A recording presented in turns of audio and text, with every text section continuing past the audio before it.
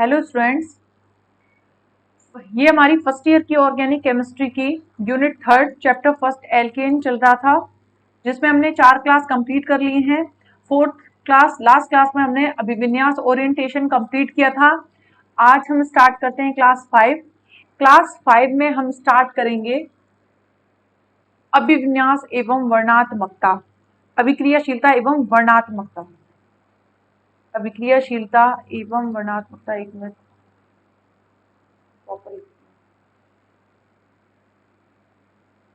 अभिक्रियाशीलता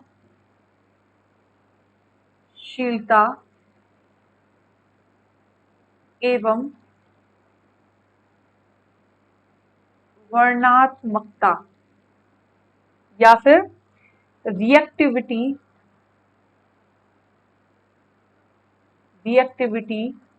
and selectivity.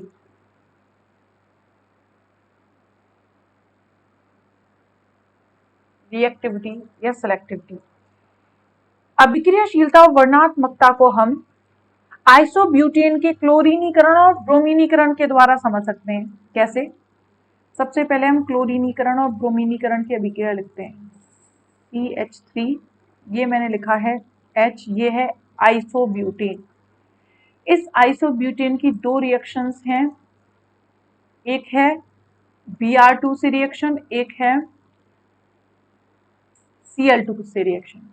Cl2 से reaction है वो 25 डिग्री सेल्सियस पर है, और जो Br2 से रिएक्शन है मतलब ब्रोमीनीकरण है वो 197 डिग्री सेल्सियस टेम्परेचर पर है। ठीक है, तो हम दोनों ही रिएक्शंस को पहले कंप्लीट करते हैं। इसमें क्या होगा? CH3 C CH3 CH2 Br, यहाँ हाइड्रोजन।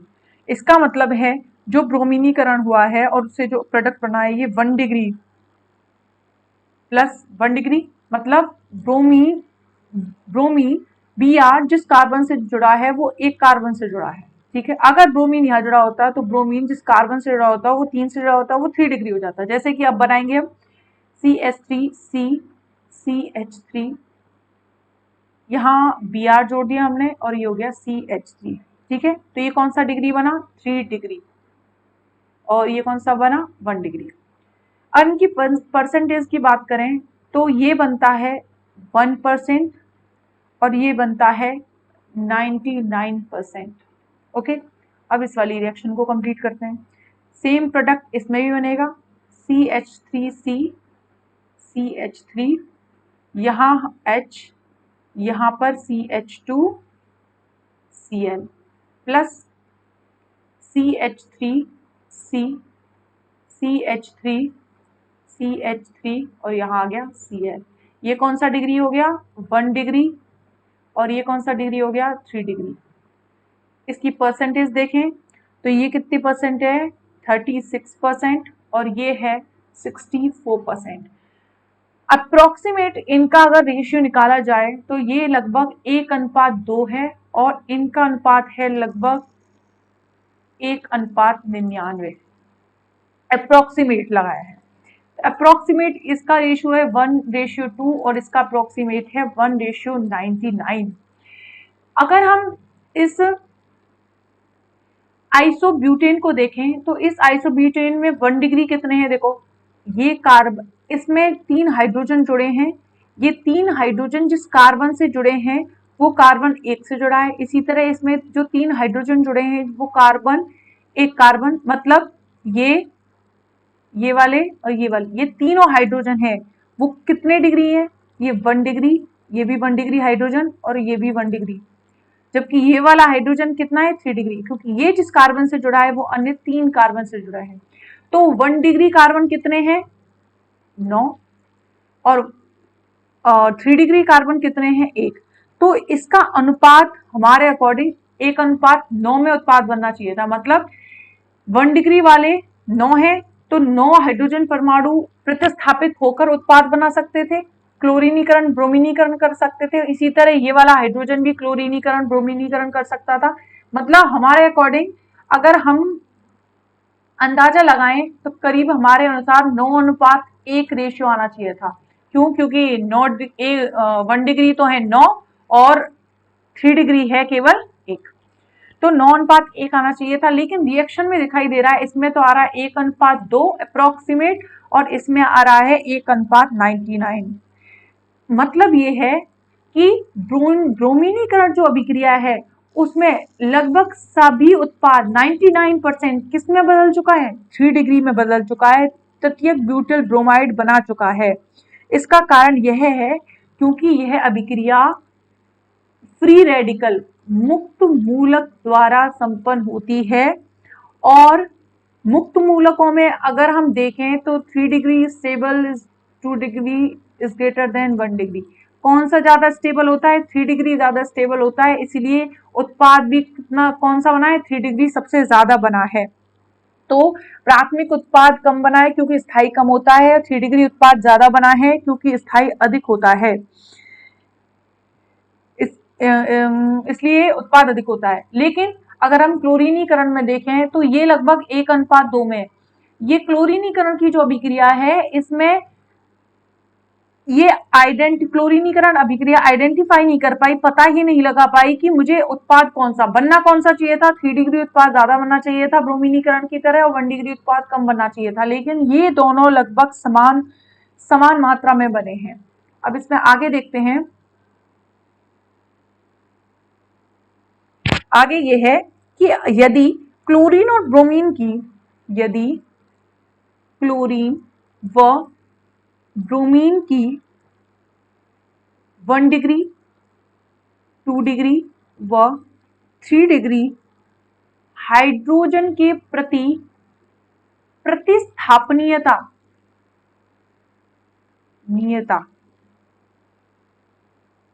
का क्रम देखा जाए, प्रतिस्थापनीयता का क्रम देखा जाए, तो वो क्रम क्या होता है? वो आपके नोट्स में प्रॉपर बना हुआ है। कैसे? एक टेबल बनाते हैं जिसमें हम यहां लिखते हैं हाइड्रोजन का प्रकार,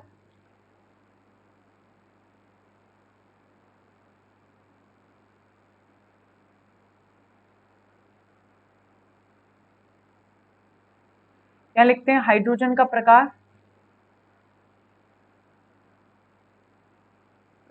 ओके। यहां लिखते हैं क्लोरीन के प्रति प्रतिस्थापनीयता। ये थोड़ा लेंदी टॉपिक है, आपको कनेक्ट करते हुए पढ़ना होगा का क्रम। और लास्ट में है ब्रोमीन के प्रति प्रतिस्थापनीयता का क्रम। मतलब यहां पे मैं लिखती हूँ पहले 1 डिग्री, 2 डिग्री और 3 degree. 1 degree hydrogen, 2 degree hydrogen और 3 डिग्री हाइड्रोजन। तो इसका मतलब है कि क्लोरीन 1 डिग्री हाइड्रोजन को यदि एक बार प्रतिस्थापित करता है तो ब्रोमीन भी एक बार ही प्रतिस्थापित कर पाएगा। ठीक है, 1 डिग्री को यदि क्लोरीन एक बार प्रतिस्थापित कर पा रहा है तो ब्रोमीन भी एक बार ही कर पाएगा। 2 डिग्री को यदि क्लोरीन 3.8 अप्रोक्स 4 बार प्रतिस्थापित कर पा रहा है तो ये 8.2 अप्रोक्स 9 बार प्रतिस्थापित कर पाएगा। और 3 डिग्री को अगर ये 5 बार प्रतिस्थापित कर सकता है, मतलब 5 बार प्रतिस्थापित करके क्लोरीनीकरण करेगा, तो लगभग ये 1600 बार, मतलब 1600 गुना होती है ज्यादा प्रतिस्थापनीयता इसकी 3 डिग्री के प्रति।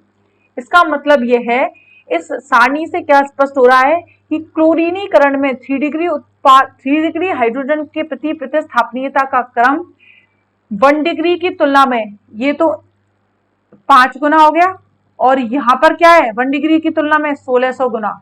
अगर हम इन देखें कि क्लोरीनीकरण की अभिक्रिया में 1 डिग्री की तुलना में 3 डिग्री 5 गुना होता है, तो ब्रोमीनीकरण में 1 डिग्री की तुलना में 3 डिग्री 1600 गुना ज्यादा प्रतिस्थापनीय होता है, 1600 गुना ज्यादा प्रोडक्ट बनने की संभावना होती है। यही कारण है कि क्लोरीन में 3 डिग्री ब्यूटिल क्लोराइड अपेक्षा से लगभग 5 गुना, जबकि ब्रोमीनीकरण में 1600 गुना। कैसे? इसमें हमने देखा था 36 और 64 का रेशियो था, और इसमें कितना था 1% और 99%। तो ये 3 डिग्री इसमें ज्यादा बनना था, 1 डिग्री इतना ही बनना था। और इसमें क्या है, लगभग ये 1 डिग्री की थी और ये 3 डिग्री का था, लगभग 1:2 रेशियो था, और इसका कितना था 1:99 रेशियो था। इसीलिए जो ब्रोमीन होता है वो 3 डिग्री को जल्दी प्रतिस्थापित करके 1600 गुना स्पीड में या फिर 1600 गुना ज्यादा इसकी उत्पाद बनाने की क्षमता होती है। ठीक है, अब इसके बाद आगे देखते हैं।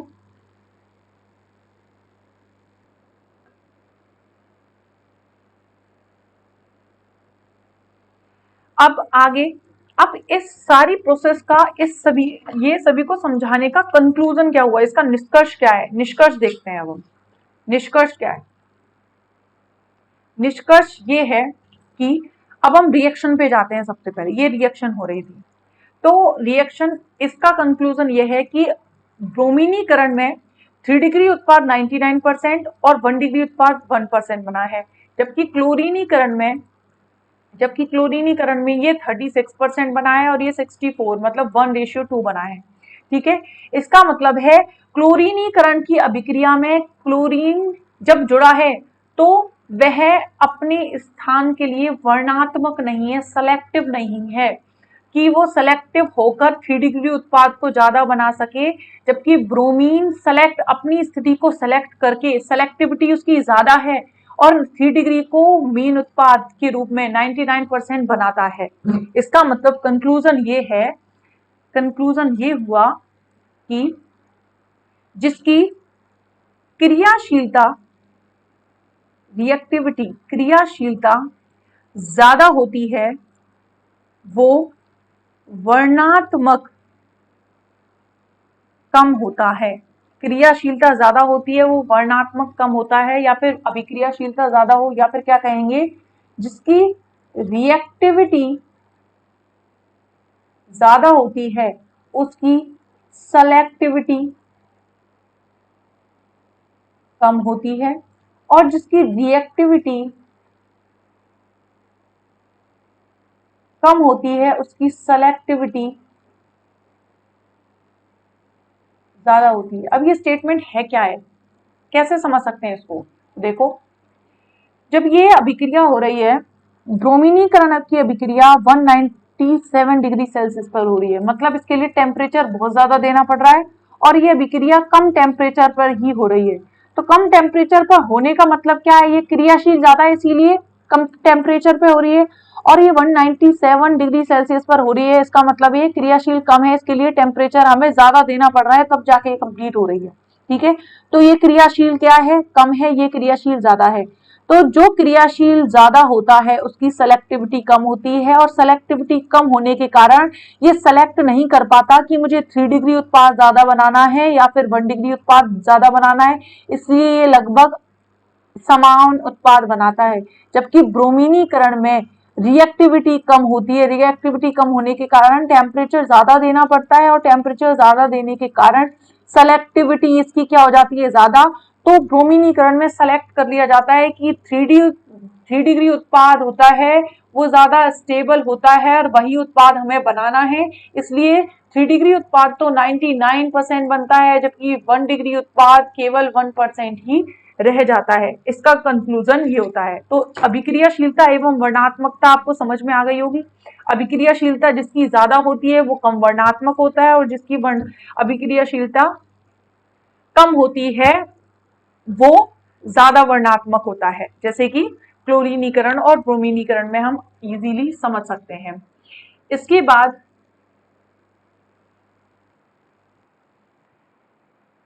नेक्स्ट स्लाइड, इसके बाद नेक्स्ट इसी को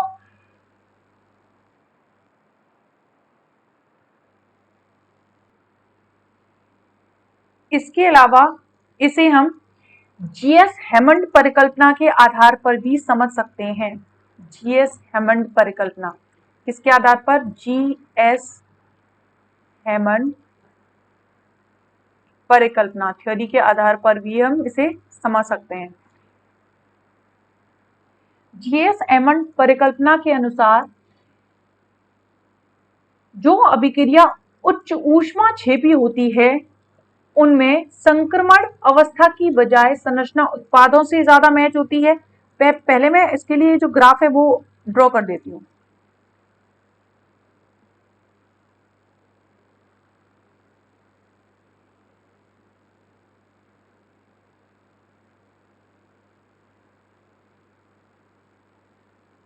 अभिक्रिया की प्रगति, प्रोग्रेस ऑफ रिएक्शन, ठीक है। ये यहां से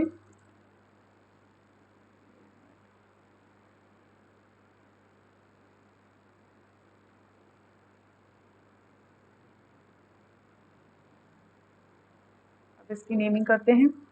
ये है ट्रांजिशन स्टेट यहाँ पे भी, और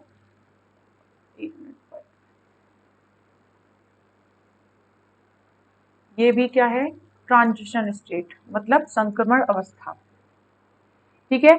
यहाँ पर वही प्रोडक्ट उत्पाद, यहाँ पर भी क्या बनेगा, उत्पाद, ठीक है। यहाँ पर अभिकारक, अभिकारक, और यहाँ पर भी हमने अभिकारक लिया। देखो ये जो अभिक्रिया है, इस अभिक्रिया को, कौन सी अभिक्रिया, ये ऊपर वाली, ये ऊष्मा क्षेपी अभिक्रिया है। कौन सी है, ऊष्मा क्षेपी। ये जो अभिक्रिया है वो ऊष्मा शोषी अभिक्रिया। अब ये कैसे पता लगा, देखो ये जो अभिक्रिया है, अभिकारक हमने यहाँ लिखा है, अभिकारक इधर है। इस अभिकारक से उत्पाद बनने के दौरान यहाँ से एनर्जी डिक्रीज हुई है, मतलब ऊर्जा उत्सर्जित हुई है, ऊर्जा उत्सर्जित हुई है यहाँ से उत्पाद बनने के दौरान, इसीलिए ये कैसी ऊष्मा क्षेपी। और इस अभिकारक से उत्पाद बनने के लिए ऊर्जा एनर्जी ग्रहण की गई है, इसीलिए ये कैसी है, ऊष्मा शोषी। अब इसमें बताया क्या, जीएस हेमंड ने क्या बताया कि जो अभिक्रिया उच्च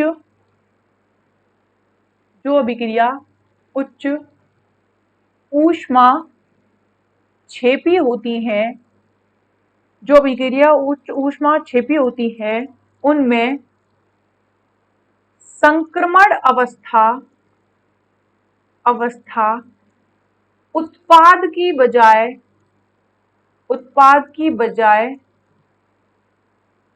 अभिकारक से समानता दर्शाती हैं, अभिकारक से अधिक समानता दर्शाती हैं। क्यों, क्योंकि उनके पास पहले से ही एनर्जी लेवल बहुत ज्यादा होता है, और संक्रमण अवस्था ये रही और अभिकारक ये रहा, उत्पाद यहाँ है। तो यहाँ पर अगर हम ट्रांजिशन स्टेट संक्रमण अवस्था की समानता देखें तो अभिकारक से ज्यादा होगी, उत्पाद से कम होगी, ठीक है। क्यों, क्योंकि ऊष्मा क्षेपी अभिक्रियाओं में पहले से ही एनर्जी इतनी होती है कि रिलीज करनी पड़ती है, निकालनी पड़ती है। तो अभिकारक ट्रांजिशन स्टेट से मिलते हैं उत्पाद की बजाय, जबकि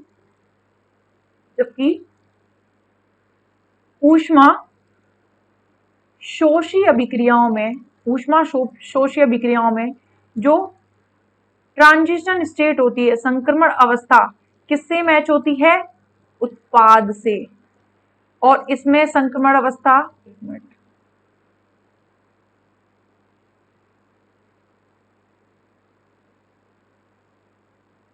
इसमें संक्रमण अवस्था टीएस, शॉर्ट में लिखती हूं मैं टीएस, किससे हो रही थी, अभिकारक से ज्यादा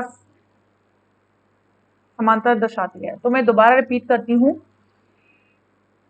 जो अभिक्रिया उच्च ऊष्मा क्षेपी होती हैं वो संक्रमण अवस्था, उनमें संक्रमण अवस्था की संरचना अभिकारक उत्पादों की बजाय अभिकारकों से ज्यादा समानता दर्शाती हैं, अधिक मिलती है, जबकि उच्च ऊष्मा शोषी अभिक्रियाओं में संक्रमण अवस्था की संरचना अभिकारक की अपेक्षा उत्पादों से अधिक मिलती है। इस परिकल्पना को इस ऊर्जा आरेख के आधार पर हम बिल्कुल क्लियरली समझ सकते हैं कि ऊष्मा शोषी अभिक्रियाओं में उत्पाद और संक्रमण अवस्थाओं का ऊर्जा स्तर बराबर है, जबकि ऊष्मा क्षेपी अभिक्रियाओं में इन दोनों का स्तर बराबर है। तो क्या होता है, जीएस हेमंड ने बताया कि जो क्लोरीनीकरण की अभिक्रिया है, कौन सी? क्लोरीनीकरण की अभिक्रिया है, क्लोरीनीकरण की अभिक्रिया है। उन्होंने बताया जो क्लोरीनीकरण की अभिक्रिया होती है वो ऊष्माक्षेपी होती है, और जो ब्रोमीनीकरण की अभिक्रिया होती है, करण की अभिक्रिया होती है, वो कैसी बताइए? ऊष्मा शोषी होती है। तो ऊष्माक्षेपी अभिक्रियाओं में जब अभिकारक से संक्रमण अवस्था तक पहुंचते हैं तो मुक्त मूलकों का निर्माण पूर्ण रूप से नहीं हो पाता है। मुक्त मूलकों का निर्माण पूरी तरह से नहीं होता। क्यों नहीं होता? क्योंकि अभिकारक के बाद संक्रमण अवस्था बहुत जल्दी मिल जाती है, तो मुक्त मूलक नहीं बन पाते हैं। जब मुक्त मूलक बनेंगे ही नहीं तो 1 डिग्री और 3 डिग्री में वो विभेद कैसे करेगी? तो इसीलिए क्लोरीनीकरण की अभिक्रिया में 1 डिग्री और 3 डिग्री में विभेद नहीं हो पाता और लगभग समान मात्रा में 36 और 64% उत्पाद बन जाता है। लेकिन जो ये ब्रोमीनीकरण की अभिक्रिया है, ब्रोमीनीकरण ये ऊष्मा शोषी होती है, ब्रोमीनीकरण की अभिक्रिया ऊष्मा शोषी होती है और अभिकारक से संक्रमण अवस्था तक पहुंचते मुक्त मूलकों का निर्माण हो जाता है। और मुक्त मूलकों का निर्माण हो जाता है तो हम सभी जानते हैं कि मुक्त मूलकों की स्टेबिलिटी का क्रम 3 डिग्री, 2 डिग्री, 1 डिग्री होता है। इसलिए 3 डिग्री और 1 डिग्री में ज्यादा विभेद करके 3 डिग्री उत्पाद मुख्य उत्पाद के रूप में ब्रोमीनीकरण की अभिक्रिया में दिया जाता है। यह है जीएस हेमंड की परिकल्पना। जीएस हेमंड की परिकल्पना पर ये चैप्टर फर्स्ट मैं बड़ा लिख के किया।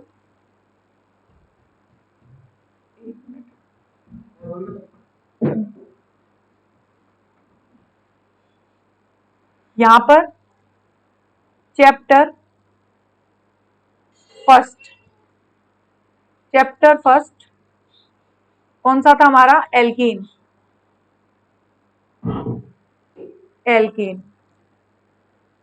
कंप्लीट होता है।